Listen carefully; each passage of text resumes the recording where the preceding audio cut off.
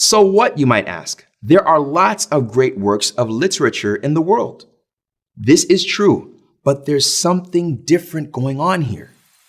How many literary masterpieces do you know that were first conveyed by an illiterate person? How many of them were spontaneously created in response to unscripted questions without a drop in linguistic quality?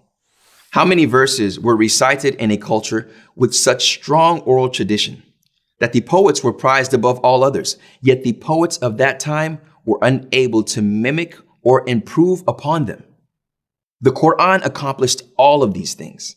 When Al-Walid ibn al-Mughira, a hater of Islam until his death, was asked to critique the Quran, he responded, "And what can I possibly say?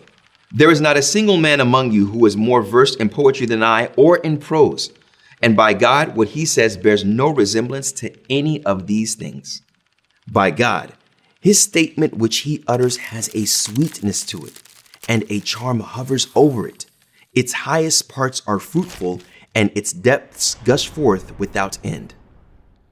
That many of the historical narrations in the Quran were taken from the Bible. While it's true that both holy books tell the same stories, there is a key difference.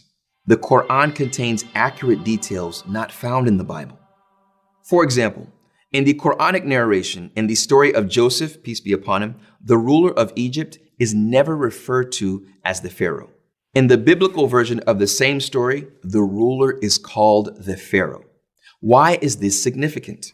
Because the king of Egypt in Joseph's time was not a Pharaoh. Historians have found that during the era of Joseph, the rulers of Egypt were an invading force from Palestine, and hence they were called the Hyksos, literally foreign kings, not pharaohs. This isn't a coincidence. Later in history, during the time of Moses, the ruler of Egypt was a pharaoh and is referred to by this title across several chapters in the Quran.